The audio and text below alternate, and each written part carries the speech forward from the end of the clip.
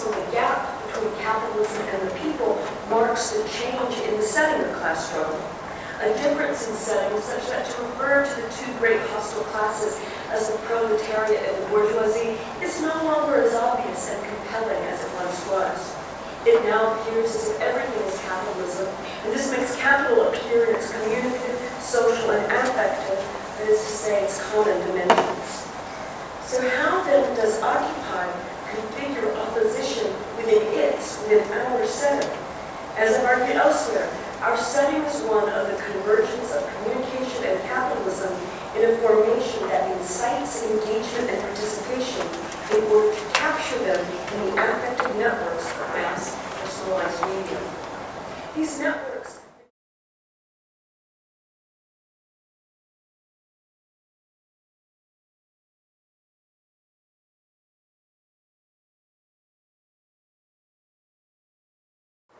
Communicative capitalism is the merger of capitalism and democratic ideals in a material form and space. The material form and space are computers, smartphones, fiber optic cables, cell phone networks, and the basic idea is that democratic ideas of access, inclusion, participation, in fact, are running a particular form of capitalism, namely communicative capitalism, which essentially it takes away the political efficacy of kind of formations of resistance or political interventions, because basically it's just all just content for communicative communicative networks.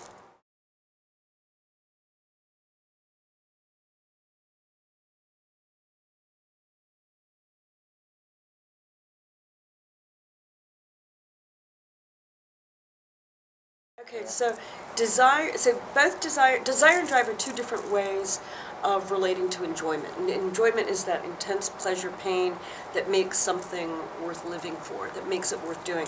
And the best example of enjoyment, I think, is in Love Actually, where the little boy is talking to his father or stepfather or dead mother's boyfriend and says something like, the Liam Neeson character is asking him, what's this about? And he's like, I'm in love. And then the guy's like, oh, that's no big deal. And the little kid's like, are you kidding me?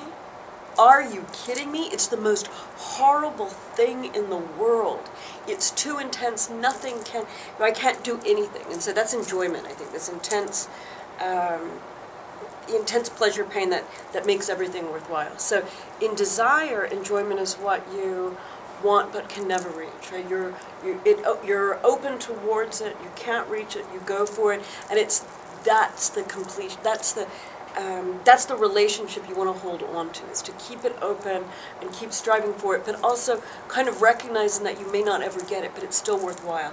In drive, you always get a teeny little bit of enjoyment, but it's sort of icky, right? It's like that one point when you're drinking and then you drink that extra little bit too much. It's on the one hand, yeah, but on the other hand, ugh.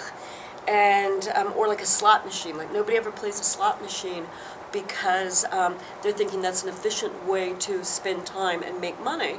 In fact, it becomes a kind of compulsion. Like, oh, I want to see the little things go off. Or YouTube, right? Doing anything on YouTube. You see one really great video, then you keep looking for more, and it's always like, ugh, kind of ick feeling. So drive is this, you can't escape enjoyment. And enjoyment then inheres in the failure or inheres in the process of actually not reaching the object of desire. So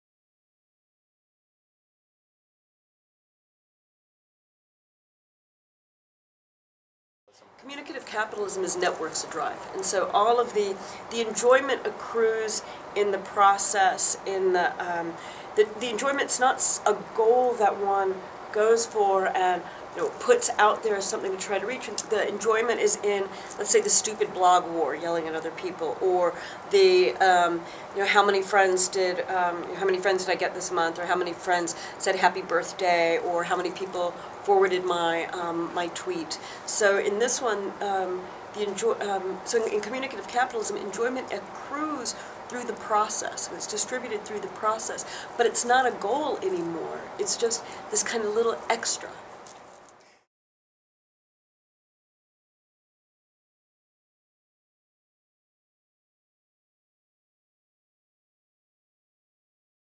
It drives me crazy when people say this. Everything right now is enabled by social media. I mean, unless you're Amish. But for the most part, it's the condition that we're in. Right? We're in communicative capitalism. So to start saying X is about new media or X is about social media totally misses the point. If that's our setting. It's like, oh, guess what? These movies advertised on social media. Oh, that's not surprising. Right? Or it's like saying, no one says, oh, and guess what, Occupy, people in Occupy were using pencil and paper messages.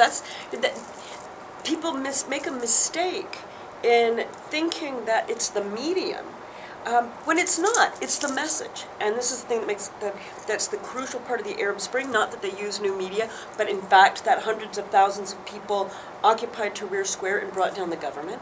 In Occupy Wall Street, the thing is not that folks use new media, but that people came together outside in opposition to capitalism in the United States in ways that we haven't seen in like 20, 30, 40 years.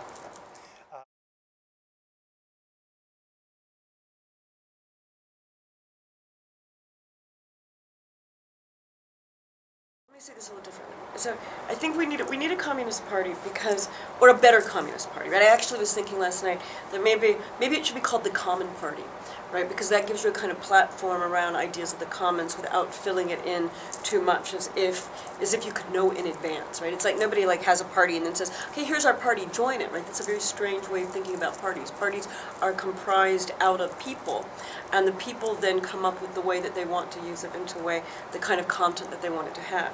So at any rate, I think a communist party or something, maybe the Common Party, some kind of party now, is better than what we have, is necessary to provide a way to formalize the opposition to capitalism, and to organize that formalization, right? To keep it alive as a political subject position.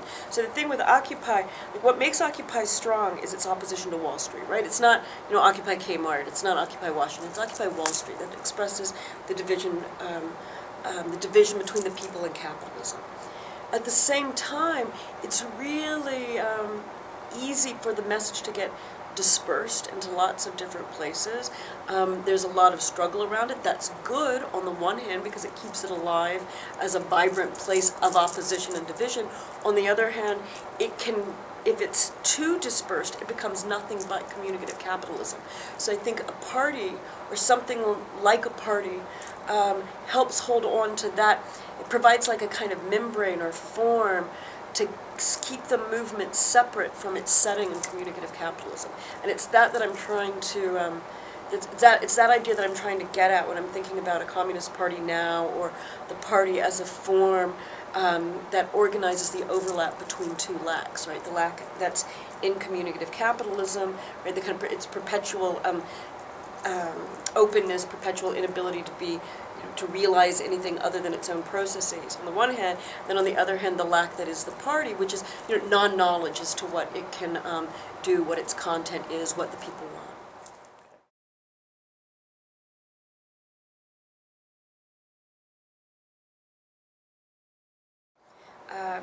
Commons, it refers to a field that's characterized by scarcity, and the easiest examples on that would be something that has to do with nature, like mines, because there's not oil, or even water, right? Good land. Those things are ultimately characterized by a kind of scarcity. You can't infinitely reproduce them or infinitely take from them. A common, and that's more on the Hart and Negri side, is characterized by abundance. And so information common, communicative common, something like culture would also be understood as a common. I mean, and a lot of stuff in new media can be a kind of common, insofar as it's infinitely reproducible. But I also think it's important to add that it's also a commons in that our attention's not infinitely expandable. It's not. We get to like brain fatigue before we can get to sort of information, like the end of information. So it's about. So to think about new media also requires you have to think about common and commons together. So one of the ideas that I think is important for understanding Occupy Wall Street as a communist party and understanding what the movement can do is to think of it as a movement whose goals will have to do with, ultimately with establishing more ways of managing our commons and our common collectively, collectively by people and also collectively for people.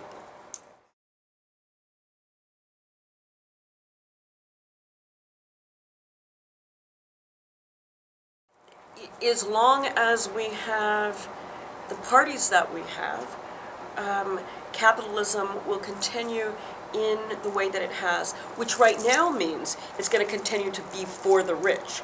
Ultimately, I think we've already seen it collapse in 2008, and so now it's this sort of weird, lumbering zombie capitalism. But the fact of the matter is that folks are still being exploited.